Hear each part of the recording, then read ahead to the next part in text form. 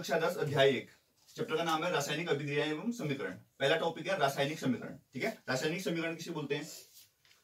देखो, रासायनिक अभिक्रिया में ना अभिकारक और उत्पाद होते हैं। ठीक है, जैसे कि एग्जांपल देते हैं अपन, Mg मैग्नीशियम है और इसका हो रहा है वायुमल दहन O2। ठीक है, क्या बन जाएगा?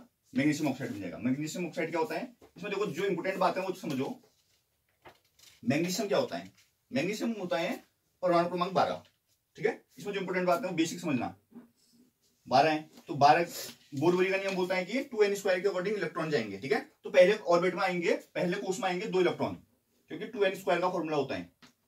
ठीक है, पहले ऑर्बिट के लिए n की वैल्यू 1 रखेंगे। ठीक है, 1 रखेंगे तो 1 का स्क्वायर 1 हुआ, 2 × 1 1 हो गया। ठीक है, तो पहले ऑर्बिट में पहले कोष में 2 इलेक्ट्रॉन आएंगे, दूसरे कोष में 8 इलेक्ट्रॉन आएंगे। क्यों आएंगे 8 इलेक्ट्रॉन? इसलिए आएंगे क्योंकि n की जगह रखेंगे 2, n की जगह 2 रखेंगे, 2 का स्क्वायर 4 हो जाएगा और आगे से 2 लगा हुआ है, 4 दूनी 8 हो जाएगा। ठीक है, क्योंकि मैग्नीशियम में जो इसका परमाणु क्रमांक 12 होता है, तो 8 और 2 10 तो हो चुके हैं। अब लास्ट में कितने बच गए? 2। इसका मतलब इसके बाह्यतम कोष में 2 इलेक्ट्रॉन है। ठीक है, इसकी संयोजकता कितनी हो गई? 2 हो गई। ठीक है, इसका मतलब ये किसी को 2 इलेक्ट्रॉन दे सकता है, क्योंकि कोष पूरे होते हैं ना तब स्थायी होता है। मैग्नीशियम का काम हो गया। अब ऑक्सीजन को समझते हैं थोड़ा सा। ऑक्सीजन परमाणु क्रमांक होता है 8।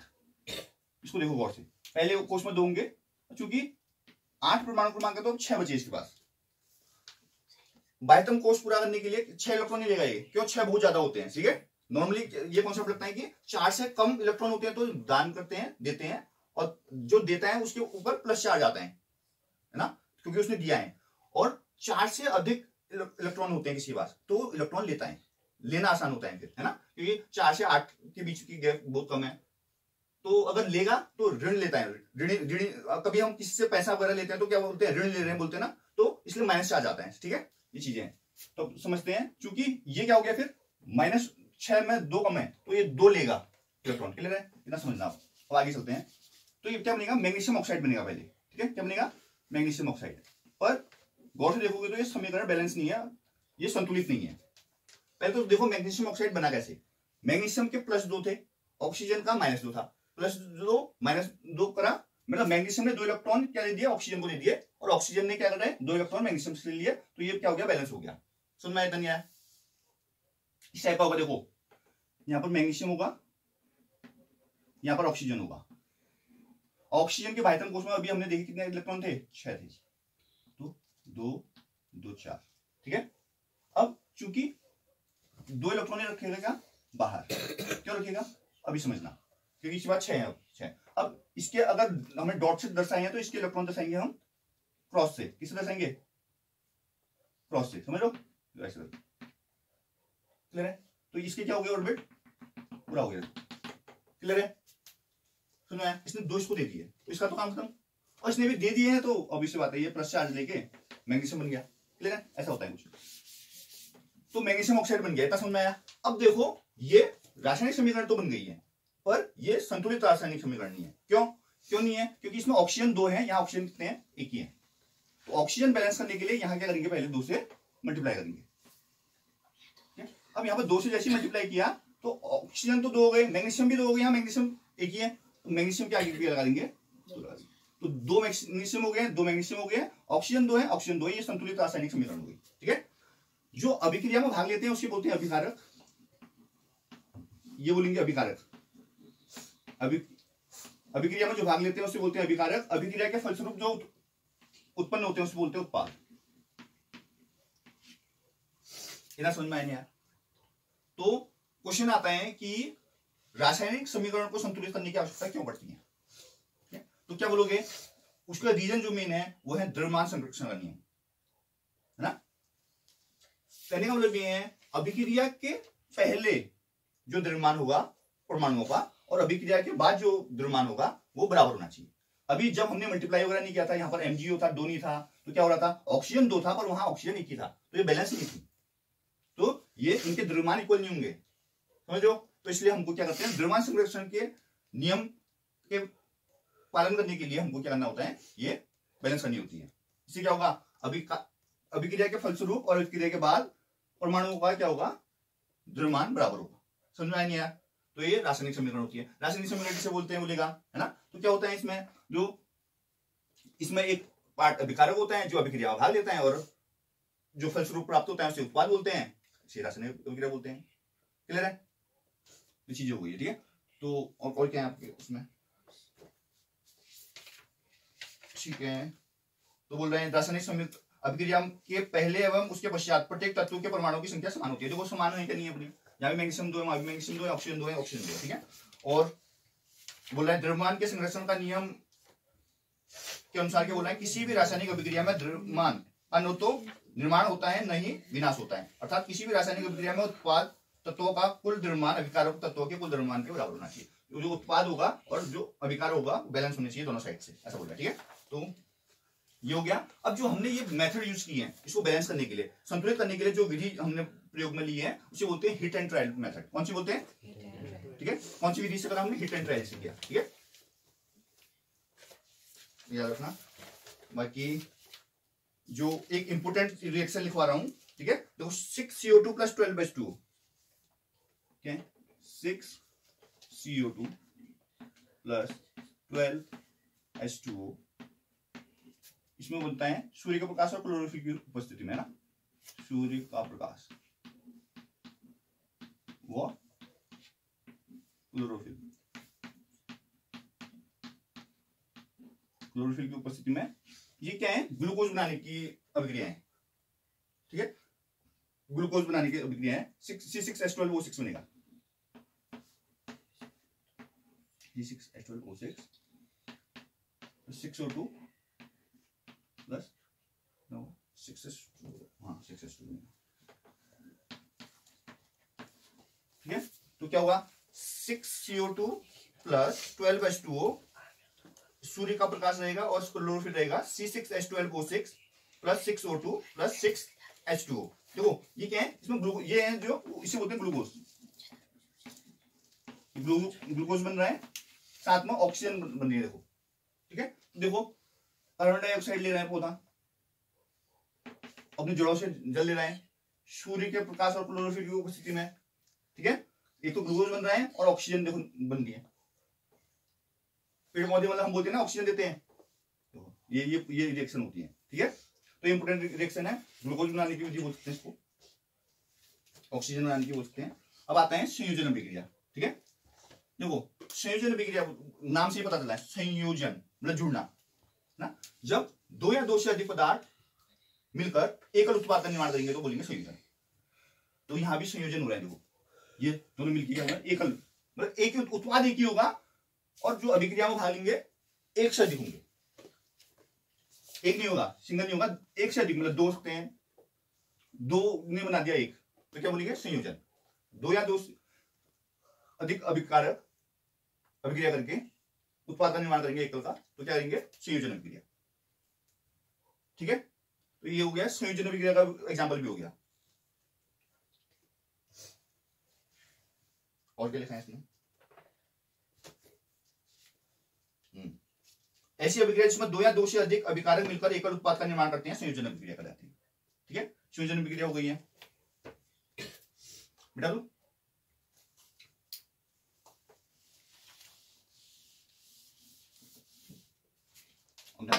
देखो इसमें एक इंपोर्टेंट रिएक्शन बोल रहे हैं, ये पेपरों में अक्सर पूछा जा रहा है कि जो हम सफेदी करते हैं तो दीवारों में चमक उत्पन्न क्यों होती है, ये क्वेश्चन अक्सर पूछा गया है। तो होता क्या है भाई, सफेदी हमने किया, सफेदी हमने यूज किया चुना, पहले बिना बुझा हुआ चुना था, मतलब CaO था, Ca, दुकान से जो खरीद के लाए अपन कैल्शियम ऑक्साइड, उसमें हमने मिला दिया क्या? पानी। तो क्या बनेगा? ये था बिना बुझा हुआ चुना, बिना बुझा चुना। ठीक है, इसमें मिलाया हमने पानी, तो बुझा हुआ चुना हो गया। घर से लाते हो ना 5 किलो का बुरा, उसमें पानी डाल दिया तो क्या बन गया? CaOH का उल्टा। ये क्या होता है? बुझा हुआ चुना, बुझा।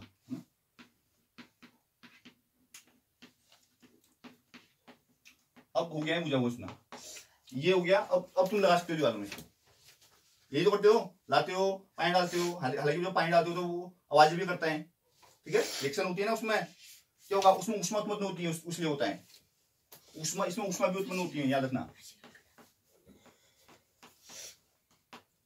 तो अभी लास्ट में पढ़ेंगे हम ऊष्मा क्षेपी, इसमें ऊष्मा उत्पन्न होती है। तो ऊष्मा क्षेपी का उदाहरण हो गया ये, ठीक है। जिसमें क्या होती है, ऊष्मा उत्पन्न होती है, उसे ऊष्मा क्षेपी को बोलते हैं ना, ऊष्मा उत्पन्न होती है उसे ऊष्मा, तो ऊष्मा उत्पन्न होती है, ऊष्मा क्षेपी हो गया, ठीक है। तो CaO प्लस H2O, CaOH का होल प्लस ऊष्मा, ठीक है। अब जब कैल्शियम ऑक्साइड बन गया है, अब क्या होगा, कैल्शियम ऑक्साइड तो बन गया भाई, ये लगा दिया हमने दीवारों में, ठीक है। अब जो दीवारों में जब लगा दिया हमने, तो वायुमंडल में उपस्थित है कार्बन डाइऑक्साइड CO2, वायुमंडल में क्या उपस्थित है, कार्बन डाइऑक्साइड, अभी की जाएगी इसने COH का होल ट्वाइस प्लस CO2, इसमें क्या बनता है, कैल्शियम कार्बोनेट बनता है। क्या बनता है, कैल्शियम कार्बोनेट, जिसका फॉर्मूला है CaCO3,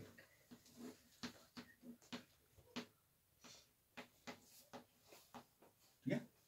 ये तो ये जो कैल्शियम कार्बोनेट है CaCO3 है, ये है मेन जो चमक पर उत्पन्न करता है, कैल्शियम कार्बोनेट की परत बना देता है। जब हम दीवारों में चूना लगाते हैं तो वायु में उपस्थित कार्बन डाइऑक्साइड के संग अभिक्रिया करके किसकी परत बना रही है, कैल्शियम कार्बोनेट की। इसी कैल्शियम कार्बोनेट की परत की वजह से क्या होता है, दीवारों में चमक उत्पन्न होती है। उसी टाइम में होती है जब तुम चूना लगाओगे ना, तो तुम बोलोगे बेकार जैसा लग रहा है, बहुत ही बेकार लगता है। जब चूना लगा रहे हो तुम तो ऐसा लगता है बहुत खराब है, कुछ खरीदिए बेटा, इससे अच्छा तो पहले अच्छा था, ऐसा लगेगा आपको। पर जब चूना लगा दोगे, उसके हो सकता है आधे घंटे या 1 घंटे बाद सूख जाएगा बढ़िया करके, उसमें रिएक्शन हो चुकी है, इसका मतलब सूख गया है। पानी क्योंकि निकल गया, देखो पानी उड़ जाता है ना, सूख जाता है, मतलब पानी उड़ गया साला, तो क्या हो गया, तो CaOH का whole twice plus CO2, CaCO3 plus H2O, तो यहाँ पे ये क्या हो गया, कैल्शियम कार्बोनेट की परत बन गई है। तो देखो अभिक्रिया में निर्मित बुझे हुए चूने के विलयन का उपयोग दीवारों की सफेदी करने के लिए किया जाता है। कैल्शियम हाइड्रोक्साइड वायु में उपस्थित कार्बन डाइऑक्साइड के साथ धीमी गति से अभिक्रिया करती है ना। कैल्शियम हाइड्रोक्साइड है, दीवारों में उपस्थित क्या, कार्बन डाइऑक्साइड के साथ अभिक्रिया की उसने, धीमी गति से अभिक्रिया करके दीवारों पर कैल्शियम कार्बोनेट की परत बनाती है। कैल्शियम कार्बोनेट की परत बन गई है। सफेदी करने के 2-3 दिन बाद कैल्शियम कार्बोनेट का निर्माण होता है, बोला, ठीक है। हालांकि मतलब हमको रिजल्ट मतलब जल्दी भी मिलता है, इससे दीवारों में क्या आती है, चमक आती है।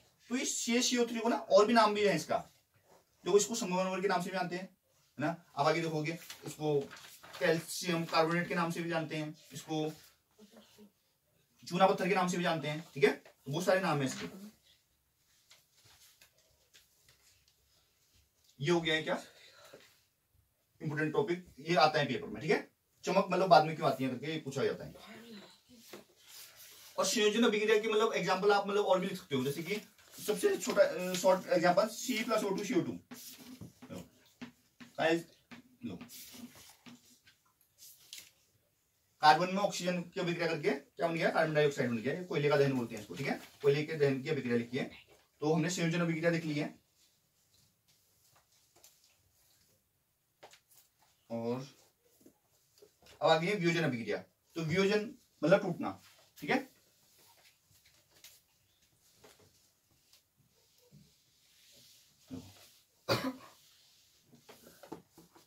वियोजन अभिक्रिया उल्टी होगी संयोजन की।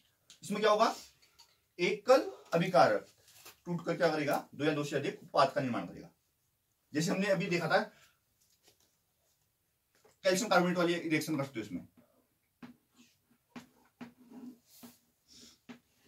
होगा CaOH का उल्टा हो जाएगा,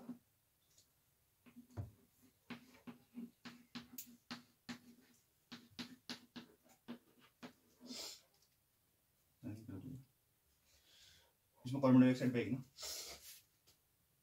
CaO प्लस CO2 बनेगा, CaO प्लस CO2 है ना, सूख गया ना वो, CaO प्लस CO2, हाँ देखो समझना, कैल्शियम कार्बोनेट है, कैल्शियम कार्बोनेट की परत बन गई है, उसको क्या होगा, सूख गया है, क्या होगा, सूख गया, क्या बन गया वो, फिर तुम चूना बन गया कार्बन डाइऑक्साइड, सुनना नहीं है। तो उसका मतलब कैल्शियम कार्बोनेट का रिएक्शन आ गया, क्या हुआ CaCO3 में, पर उसमें ऊष्मा लगी अपना, इसमें ऊष्मा हमने यूज की, तो कैल्शियम कार्बोनेट और कैल्शियम ऑक्साइड और कार्बन डाइऑक्साइड बन गई। इसे बोलेंगे हम वियोजन अभिक्रिया जब टूट रहा है, देखो इस अभिक्रिया में एकल अभिकर्मक टूटकर छोटे छोटे उत्पाद निर्माण कर रहे हैं, एकल अभिकारक टूटकर छोटे छोटे क्या बना रहे हैं, उत्पाद बना रहे हैं। तो वियोजन मतलब टूटना होता है, तो टूट गया है, क्लियर है। बाकी क्या है, हाँ एक इंपोर्टेंट रिएक्शन लिखा रहा हूँ, पेपर में पूछा जाता है, अभी ध्यान देना। पूछता है श्वेत श्याम श्वेत फोटोग्राफी में किसका प्रयोग करते हैं, तो AgBr का प्रयोग करते हैं। किसका बोलते हैं, नोट कर लो इसे, सिल्वर ब्रोमाइड बोलते हैं। बहुत सारे एग्जामों में पूछा जाता है, आपके बोर्ड के एग्जाम में भी और आगे कंपटीशन में भी पूछा जाता है कि श्वेत श्याम श्वेत फोटोग्राफी। श्याम श्वेत फोटोग्राफी मतलब पहले ब्लैक एंड व्हाइट फोटोग्राफी होती थी, समझो, जैसे अभी रंगीन फोटो आती है ना, वैसे ब्लैक एंड व्हाइट चलता था पहले, तो उसमें करते हैं AgBr का। AgBr बोले तो Ag मतलब होता है सिल्वर, Br मतलब ब्रोमीन, है ना, सिल्वर ब्रोमाइड। तो रिएक्शन कैसी होती है, देखो रिएक्शन लिख देता हूं मैं, 2AgBr की रिएक्शन हुई, ये होती है सूर्य के प्रकाश की उपस्थिति में, सूर्य का प्रकाश, सूर्य के प्रकाश की उपस्थिति में किया इसने अभिक्रिया, क्या बन गया 2Ag plus Br2, 2Ag plus Br2।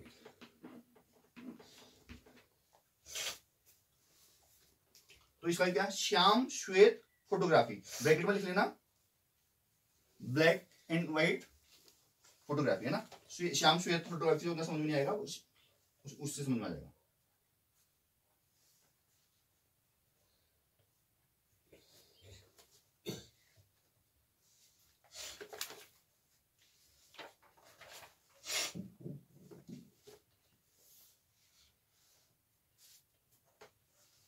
अब आ गया विस्थापन अभिक्रिया, ठीक है।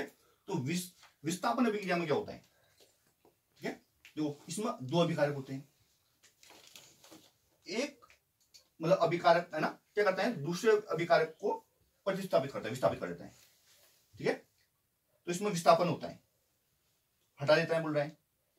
जैसे कि एग्जांपल ले लो, Fe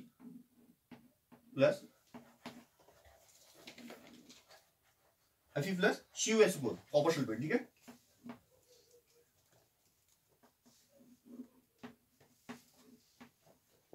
अब यहाँ पे इंपोर्टेंट चीज है एक चीज, ठीक है, देखो Fe मतलब आयरन, CuSO4 मतलब कॉपर सल्फेट ने अभिक्रिया की, ठीक है। अब जो Fe का स्थान है ना संक्रियता श्रेणी में ऊपर है, ये ज्यादा संक्रिय है, ठीक है। तो ये क्या करेगा, कॉपर को हटा देगा, विस्थापित करेगा, ठीक है। क्या बनेगा, FeSO4 बन जाएगा।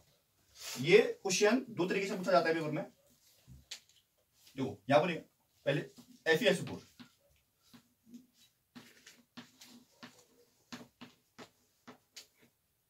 ठीक है, FeSO4 प्लस कॉपर हो गया, फेरस सल्फेट बन गया और कॉपर हो गया, ठीक है। तो ये पूछा कैसे जाता है, एक तो ये हो गया विस्थापन अभिक्रिया का एग्जांपल। क्या किया इसने, देखो जो आयरन है उसने कॉपर सल्फेट के विलयन में, देखो जो आयरन है, ये आयरन मतलब लोहे की कील समझ लो, वो कॉपर सल्फेट के विलयन में डाल दिया। तो इसने क्या कर दिया, आयरन ने कॉपर सल्फेट में से कॉपर को क्या दिया, विस्थापित कर दिया, हटा दिया, और साथ ही में SO4 के साथ में जुड़ के FeSO4 फेरस सल्फेट बना दिया और कॉपर को विस्थापित कर दिया, इसलिए इसको बोलते हैं विस्थापन अभिक्रिया, ठीक है। लोहे ने दूसरे तत्व कॉपर को कॉपर सल्फेट के विलयन से विस्थापित कर दिया है, इस अभिक्रिया को विस्थापन अभिक्रिया कहते हैं, ठीक है। तो हुआ क्या, इसमें अभिकारक क्या करते हैं, एक अभिकारक मतलब दूसरे अभिकारक के तत्व को क्या कर रहे हैं, विस्थापित कर देते हैं, हटा दे रहे हैं, ठीक है। इसे क्या बोलेंगे, विस्थापन अभिक्रिया बोलेंगे। अब ये एग्जाम में कैसे पूछता है, ये ध्यान देना, जो बोलता है कि जो कॉपर सल्फेट का विलयन में अगर लोहे की कील डालते हैं तो विलयन का रंग परिवर्तित हो जाता है, समझ में आया। तो क्या बोलोगे आप, देखो कॉपर सल्फेट जो होता है वो नॉर्मली इस टाइप का नीला टाइप होता है, ठीक है, कलर उसका। जैसे उसमें मतलब डाला हमने लोहे की कील, तो लोहे की कील ने क्या कर दिया, फेरस सल्फेट बना दिया, आयरन ने क्या कर दिया उसमें अभिक्रिया कर दी, तो फेरस सल्फेट का रंग कैसा हो जाएगा, भूरा हो जाएगा। लोहे में जब होता है भूरा टाइप आता है ना, उसका रंग परिवर्तित हो गया, नीले से क्या हो गया, भूरा हो गया, समझ में आया, लिख लोगे, आता है पेपर में। अब ये हो गया, अब द्विस्थापन अभिक्रिया आ गया। तो द्विस्थापन अभिक्रिया में क्या होता है, यहां पर जैसे कि इसमें एक ही मतलब अभी वो एक ही में आयनों का आदान प्रदान हो रहा है। द्विस्थापन में दो होंगे, दो यौगिक होंगे, मतलब देखो ये तत्व है और ये यौगिक है, ठीक है। तत्व ने क्या किया, यौगिक में से उसके आयनों का आदान प्रदान कर दिया। ठीक है, अब आते हैं दो क्या आएगा यौगिक आएंगे, जैसे कि एग्जांपल है Na2SO4,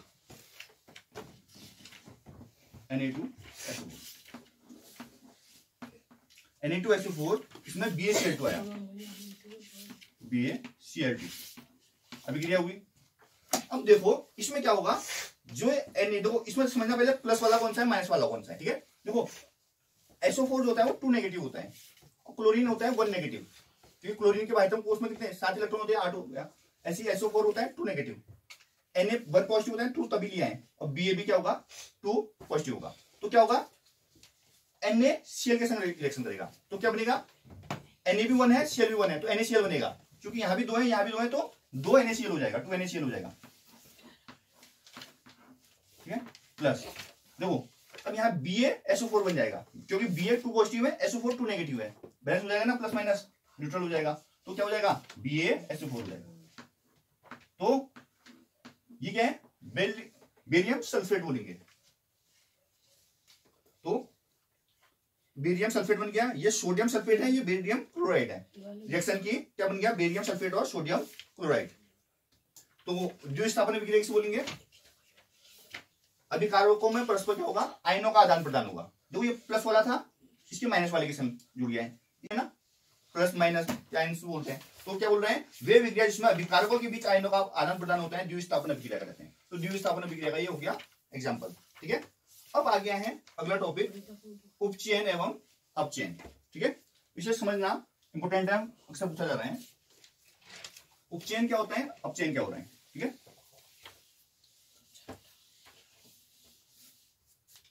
तो जो उपचयन होता है उसमें होती है ऑक्सीजन की वृद्धि। वृद्धि बोलते उसमें ऑक्सीजन जुड़ेगी। अगर अभिक्रिया में ऑक्सीजन जुड़ रही है किसी भी तत्व में तो क्या बोलोगे आप उपचयन हो गया। और अगर ऑक्सीजन हट रही है किसी तत्व से, कहां से अभिकारक से देखोगे, यहां से देखोगे रिएक्शन में यहां ऑक्सीजन नहीं है वहां ऑक्सीजन जुड़ गई है उत्पाद में, तो इसका मतलब उसमें क्या हो रहा है ऑक्सीजन की वृद्धि हो रही है, वो क्या है उपचयन हो रहा है। और जिसमें ऑक्सीजन का ह्रास हो रहा है, यहाँ ऑक्सीजन है उसमें वहां ऑक्सीजन हट गई है उसमें, तो उसका मतलब उसका क्या हो गया अपचयन हो गया। ऑक्सीजन और हाइड्रोजन को यहाँ उल्टा समझा जाता है, जहां जिसमें ऑक्सीजन की वृद्धि होती है उसमें हाइड्रोजन का ह्रास हो जाता है। जैसे मैंने उपचयन बोला ऑक्सीजन की वृद्धि होती है, तो इसका मतलब इसमें हाइड्रोजन का हो रहा है ह्रास हो रहा है, हाइड्रोजन की कमी होती है। यहाँ पर मैंने अपचयन में बोला ऑक्सीजन का ह्रास हो रहा है, ऑक्सीजन कम हो रही है, तो इसमें हाइड्रोजन की क्या होगी वृद्धि होगी। क्लियर है। अब इसका मैं एग्जाम्पल से समझाता हूं क्योंकि अक्सर पूछा गया है इस टाइप के। तो यहाँ पर लिखा हुआ है देखो, जब किसी पदार्थ में ऑक्सीजन की वृद्धि होती है तो कहते हैं कि उसका उपचयन होता है। जब अभिक्रिया में किसी पदार्थ में ऑक्सीजन का ह्रास होगा तो उसे बोलेंगे अपचयन हो रहा है। ठीक है, एग्जाम्पल समझते हैं CuO प्लस क्या है H2, रिएक्शन हुई और क्या हो गया कॉपर प्लस H2O।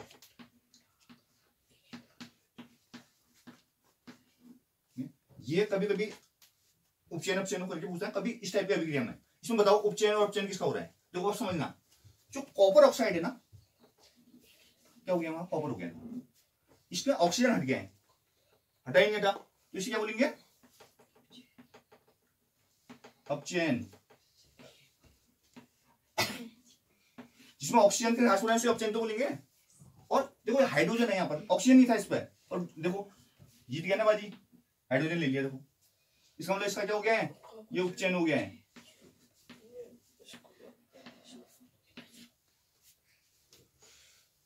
एग्जाम में ऐसा भी पूछा जाता है रेडॉक्स अभिक्रिया कैसे बोलते हैं। तो जिन अभिक्रिया में उपचयन और अपचयन साथ साथ होता है उसे क्या बोलते हैं रेडॉक्स। देखो ये है रेडॉक्स अभिक्रिया, इसे क्या बोलेंगे रेडॉक्स अभिक्रिया।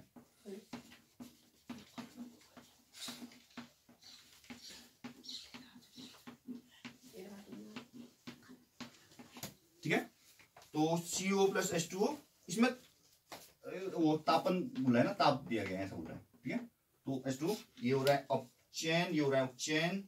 अब किसी अभिक्रिया में एक अभिकारक उपचयित तथा दूसरा अभिकारक अपचयित होता है, इस अभिक्रिया को उपचयन अपचयन या रेडॉक्स कहते हैं। ठीक है, देखो एक अभिकारक क्या हो रहा है अपचयित हो रहा है और दूसरा अभिकारक क्या होता है उपचयन हो रहा है, उसका रेडॉक्स बोलेंगे। ठीक है, ये एग्जाम्पल नोट करना इंपोर्टेंट है।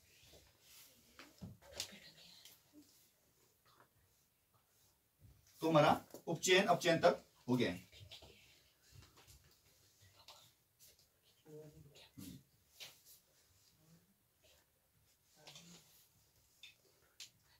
अब जो अगला टॉपिक है वो है संचारण। ठीक है, संचारण आप जानते हो क्या होता है?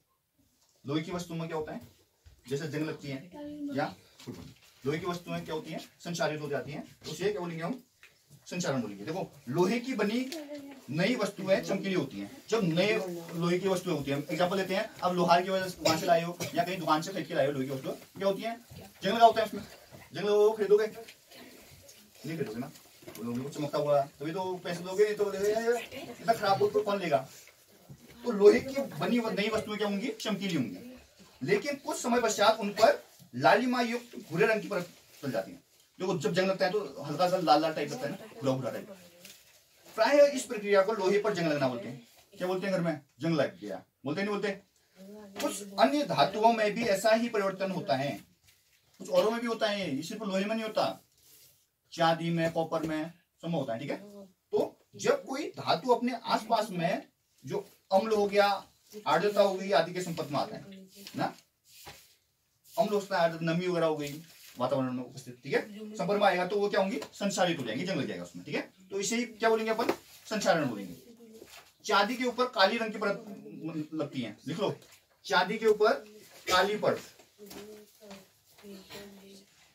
चांदी के ऊपर काली परत, वो तांबे के ऊपर हरी परत।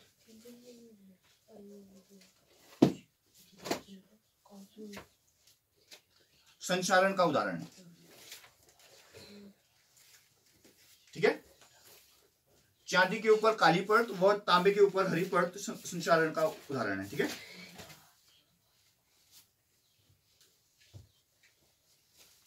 अब और चीज समझते हैं संचारण से क्या होता है। देखो, संचारण के कारण कार के ढांचे, पुल, लोहे की रेलिंग, जहाज तथा धातु विशेषकर लोहे से बनी वस्तुओं की क्षति होती है। समझ में आया? जैसे तुम अपने आसपास की चीजें देखोगे, जैसे लोहे का आपका दरवाजा है, तो उसमें जंग लग के क्या हो जाता है, वो तुम देखोगे अगर पुराना जैसे ऐसे होता रहता है तो एक जगह से टूटना चालू हो जाता है, खराब हो जाता है, होता ही नहीं होता, तो ये नुकसान हुआ ना। ये तो अब ये तो है, अब गवर्नमेंट को कितना नुकसान होता है, क्योंकि लोहे की तो ज्यादातर चीजें लोहे की बनी होती है, सस्ता होता है ना लोहा, इसलिए हर चीजें चांदी सोने की बना देंगे तो हो गया। संचारण के कारण बोल रहा है कार के ढांचे। अब किसने कार खड़ी कर रखी है रोड में, तुम देखते होंगे जो खड़ी रहती है ना गाड़ी, खराब हो जाती है, जंग लग के टूटी फूटी गाड़ी जो रोड के बगल में खड़ी होगी, देखोगे तुम धीरे धीरे धीरे धीरे जंग लग के खत्म हो जाएगी, बिल्कुल टूट जाती है ना। तो बहुत ज्यादा मतलब नुकसान होता है इसकी वजह से। लोहे का संचारण एक गंभीर समस्या है। क्षतिग्रस्त लोहे को बदलने में हर वर्ष अधिक पैसा खर्च होता है। इसको बचा भी सकते हो आप, हाँ, जैसे कि इनमें पेंट लगा सकते हो, है ना, पेंट लगा दो उसके ऊपर, जब तक वो पेंट की परत रहेगी तब तक संचारण नहीं होगा। ग्रीस लगा सकते हो, ठीक है, बहुत सारे ऑयल तेल आते हैं वो लगा सकते हो। इसके अलावा जैसा लेपन बोलते हैं, ठीक है, जिससे लेपन में क्या होता है, जिंक की परत चढ़ाते हैं ऊपर से, समझ लो। सभी बहुत सारी टेक्निक्स हैं जिसके द्वारा आप क्या कर सकते हो, जंग लगने से बचा सकते हो। अब क्या है अगला टॉपिक, विकृत गंधिका। ठीक है, विकृत गंधिका क्या होता है? देखो, वसा युक्त तथा तेलीय खाद्य पदार्थ वायु में अवस्थित आर्द्रता नमी के संपर्क में आगे क्या हो जाते हैं, उनके गंध व स्वाद क्या हो जाते हैं, परिवर्तित हो जाते हैं, बदल जाते हैं। इसे क्या बोलते हैं, विकृत गंधिका। जैसे कि आप देखते होंगे पकौड़ियां बनाई त्योहारों में आपने, ठीक है, और जैसे कि सुबह बनाई और बच गई, फिर रात को या कल सुबह खाई आपने, तो तुम देखोगे खाओगे ना, उसमें अजीब जैसी स्मेल आती है, मतलब खाने में मतलब ऐसी लगती है जो उस टाइम बनी थी उस टाइम खाया आपने, और जो आपने कुछ घंटों के बाद या एक दिन बाद खाया तो मतलब उसके स्वाद बिल्कुल चेंज हो जाएगा। होती नहीं होती? यही है विकृत गंधिका। समझ में आया? तो कैसे बचा सकते थे तुम उसको ऐसे बचा सकते थे कि उसको ऐसे रखा तुमने बिल्कुल उसमें बाहर की मतलब आवरण का मतलब प्रभाव न पड़े उसमें। क्लियर है? अब नाइट्रोजन गैस तो लाओगी नहीं खरीद के कहीं से, हमारे पकौड़ियाँ खराब ना हो, नाइट्रोजन गैस लाओ, है ना, एक बोतल में नाइट्रोजन गैस भरी और पकौड़ियों के ऊपर डाल दिया, ऐसा कुछ तो समझिए वसायुक्त तथा तेलीय खाद्य सामग्री जब लंबे समय तक रखा जाता है तो उसकी स्वाद तथा गंध क्या होते हैं, परिवर्तित हो जाते हैं, बदल जाते हैं। उपचयित होने पर तेल एवं वसायुक्त है ना विकृत गंधी हो जाते हैं, उनके स्वाद तथा गंध क्या हो जाते हैं, बदल जाते हैं। ठीक है, स्वाद मतलब जो चक्के हमको पता चलता है, गंध मतलब जो स्मेल करके सूंघ के। ठीक है, प्राय तेली तथा वसायुक्त खाद्य सामग्री में उपचयन रोकने वाले पदार्थ प्रतिऑक्सीकारक मिलाए जाते हैं। ठीक है, जो उपचयन रोक दे आपको। वायुरोधी बर्तन में खाद्य सामग्री रखने से उपचयन की गति धीमी हो जाती है। ठीक है, देखो तुम नोटिस करते होंगे जैसे कि हम त्योहारों में, जैसे कि दीपावली के टाइम में मछली वगैरह बनाते हैं। ठीक है, नमकीन मछली हो रही मैदे से बनाते हैं ना, उसके ऊपर अजवाइन वगैरह डाल के, नमक डाल के, बेल के, तेल में सेक के बनाते हैं ना मछली में। तो उनको क्या करते हैं, फिर हम बंद करते हैं डिब्बे के अंदर। नोटिस किया तुमने, खुले में रखते हैं ना डिब्बे में, कैट बंद करते हैं। यही है टेक्निक कि अगर तुम वायु रोधी मतलब बर्तन में रखोगे जिसमें वायु का प्रभाव न हो, तो क्या होगा, उसकी उपचयन की गति क्या होगी, धीमी हो जाएगी, बहुत देर में धीमी। उसी जगह में अगर तुम उसको खुले में रख दोगे ना, तुम देखो कुछ ही दिनों में मतलब तुमको नहीं, तुम तो मतलब बनाते हैं 2-2, 3-3, 4-4 महीने तक खाते हैं। क्यों ऐसा होता है, क्योंकि वो बंद करके रखते हैं। समझ लो, दुकानों में आती है मच्छी वगैरह तो क्या होता है, पैक आती है बिल्कुल। समझ लो, क्यों, नहीं तो उनका भी स्वाद चेंज हो जाएगा। तो अब चिप्स की थैलियां होती हैं, चिप्स की थैलियां खरीदते हो, कुरकुरे वगैरह, तो इतना मोटा दिखता है पैकेट, दिखता है नहीं, तो तुम क्या बोलते हो, देखो इधो निकलो, इतना ही निकला इसमें है, इतना हवा भर रखी है, बोलते हो नहीं बोलते हो। पर एक्चुअली वो क्यों भरी होती है ऐसे, इसलिए भरी होती है कि तुमको जो लास्ट में आप खोलो पैकेट और खाओ तो तुमको कोई ऐसा एक्सपीरियंस न हो जिससे तुम बोलो यार क्या मतलब क्या दे दिया हमको, खराब महसूस न हो आपको। ठीक है, आपको अपने पैसे की मतलब अहमियत वैल्यू हो, मतलब जो भी वैल्यू आपने प्रोवाइड की है उसके लिए 5 रुपए 10 रुपए का चिप्स का पैकेट खरीदा, वो आपको लगे कि यार ठीक है, मतलब खाने में तो ऐसे मतलब खराब नहीं लग रहा आपको। ये तो क्या हो जाएगा, उसकी स्वाद मतलब आपको क्या लगेगा, खराब लगेगा, तो नुकसान नहीं होने वाला है, इससे फायदा कुछ नहीं होने वाला। ठीक है, तो उसमें क्या होता है, कौन सी गैस बढ़ते हैं, नाइट्रोजन, ऑक्सीजन हटा के नाइट्रोजन बढ़ते हैं। ठीक है, तो चिप्स बनाने वाले चिप्स की थैली में से ऑक्सीजन हटाकर नाइट्रोजन जैसे कम सक्रिय गैसों से युक्त कर देते हैं ताकि चिप्स का उपचयन न हो सके। समझ में आया? तो आइंदा याद रखना, कोई दुकानदार आपसे बोलेगा कि वो क्या कहना है, चिप्स तो ना जैसे उसका हवा नहीं है उसके अंदर, चिप्स के पैकेट के अंदर, और दुकानदार बोलेगा कि अरे उसको फटा तो नहीं है, वो अंदर से चिप्स तो निकाले हैं, चिप्स तो पूरे हैं उसके अंदर, ले जाओ, तो लेना मत। समझ लो कारण क्या है इसका, कि अगर तुम ले लोगे तो इसका मतलब उसमें विकृत गंधता हो गई है अंदर। समझ लो, उसका स्वाद हो रहा हो जाएगा चेंज। तुम पता नहीं है कब से हवा निकली है उसकी, अगर उसी टाइम निकली होगी, तुम्हारे सामने फट रहे हैं और तुम अभी यूज करने वाले हो, खाने वाले हो उसको, तब तो कोई दिक्कत नहीं है ना। अगर तुम्हारे सामने निकला तो हो सकता है बहुत टाइम पहले निकला हो उसकी, और उसमें विकृत गंध हो गई, तुमने फाड़ा पैकेट और जब खाया पहला चिप्स, बोलोगे हो नाराज हो गया दुकानदार से, बोलोगे यार ये तो इसने तो मेरे को ठग दिया। तो ऐसा मत करना। ठीक है, ये चीजें नोटिस किया करो, एक्सपायरी डेट नोटिस किया करो, पैकेट के पीछे जो एक्सपायरी डेट लिखी होती है, और अगर कहीं तुमको लगे कि एमआरपी पता नहीं है आइटम की, एमआरपी देखा करो, एमआरपी से ज्यादा नहीं देना चाहिए दुकानदार को। एक्सपायरी डेट हो जाती है उसके बाद का सामान नहीं खरीदना चाहिए। हालांकि एक्सपायरी डेट तक मतलब वो बिल्कुल सही रहता है, एक्सपायरी डेट के कुछ दिन तक फिर भी सही रहता है, और तो अपने को रिस्क क्यों लेना है। अगर जिसने वो प्रोडक्ट बनाया है वो रिस्क नहीं ले रहा है, वो बोल रहा है कि उसके बाद मत खरीदो, तो हम कौन होते हैं, हम पैसे दे रहे हैं, हमको शौक होना चाहिए बीमार होने का, क्यों, इफेक्ट भी होते हैं। अगर वो एक्सपायर हो गया ना तो तुमको साइड इफेक्ट डालेगा, वो तुम बीमार कर देगा। कई ऐसी चीजें होती हैं जिसमें मतलब आपकी सीरियस डिजीज आ जाती हैं, समझ लो, तो चीजें ध्यान देनी है। तो इतना समझ में आया नहीं आ सबको। अब हम थोड़ा समराइज करते हैं। ठीक है, अच्छा, ऊष्माक्षेपी और ऊष्माशोषी, देखो इसमें क्या होता है, ऊष्मा उत्पन्न होती है ऊष्माक्षेपी, ऊष्माशोषी में ऊष्मा का शोषण होता है, ऊष्मा यूज होगी मतलब तभी अभिक्रिया में होगी। इसमें क्या होगा, अभिक्रिया हो जाएगी और लास्ट में क्या होगा, उत्पाद में ऊष्मा उत्पन्न होगी। इसमें क्या होगा, अभिक्रिया होते समय क्या होगा, ऊष्मा की जरूरत पड़ेगा आपको। तो देखो इसमें थोड़ा समराइज करते हैं। एक पूर्ण रासायनिक अभिक्रिया अभिकारक उत्पाद तथा प्रतीकात्मक रूप से उसके भौतिक अवस्था को प्रदर्शित करता है। ठीक है, जो एक रासायनिक समीकरण होगा उसमें क्या होगा, अभिकारक होगा, उत्पाद होगा, और प्रतीकात्मक रूप से उसकी भौतिक अवस्था होगी। अवस्था बोले तो मतलब कैसी अवस्था में है वो, देखो कोई लिक्विड फॉर्म में हो सकता है, कोई ठोस हो सकता है, कोई गैस में हो सकता है ना, किसी में हम मतलब तापन का यूज करते हैं, किसी में हम अभिकर्मक का यूज करते हैं, वो चीजें होती है। ठीक है, रासायनिक समीकरण संतुलित किया जाता है जिससे समीकरण में अभिकारक तथा उत्पाद दोनों ही और रासायनिक अभिक्रिया में भाग लेने वाले प्रत्येक परमाणु की संख्या क्या हो जाए, समान हो जाए। समीकरण बैलेंस तभी तो करते हैं संतुलित, कि अभिकारक और उत्पादों में क्या होगा, परमाणुओं की संख्या क्या हो जाएगी, बराबर हो जाएगी, द्रव्यमान बराबर हो जाएगा। संयोजन अभिक्रिया में दो या दो से अधिक पदार्थ मिलकर एक नया पदार्थ बनाते हैं, ठीक है। और वियोजन अभिक्रिया में क्या होता है, ये संयोजन अभिक्रिया की उल्टी होती है, ये भी जानते हो आप। जैसे एक नंबर में पूछ सकता है, संयोजन अभिक्रिया वियोजन अभिक्रिया की डॉट डॉट होती है। अब तो तुम्हारे उसमें तुमको बताए टिक मारने वाले भी आने वाले क्वेश्चन, तो उसमें एक ऑप्शन में उल्टा भी होगा, तो उल्टा होती है, विपरीत होती है लिखा होगा, तो उसको टिक करोगे। वियोजन अभिक्रिया में एकल पदार्थ वियोजित होकर दो या दो से अधिक पदार्थ बनाते हैं, होते नहीं होते, वियोजित टूट जाते हैं ना।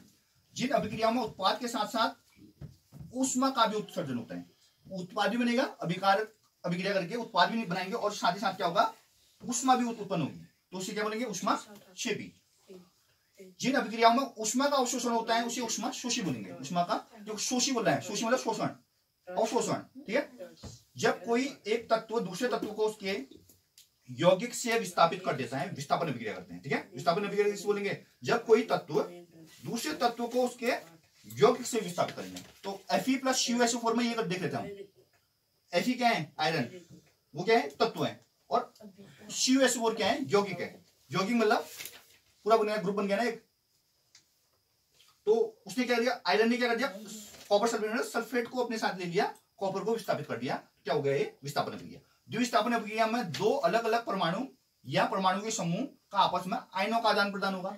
इसका प्लस वाला अभिकारक में दूसरे वाले के माइनस वाले के संग, और इसका माइनस वाला उसके प्लस वाले के संग एडजस्ट हो जाएगा, ठीक है।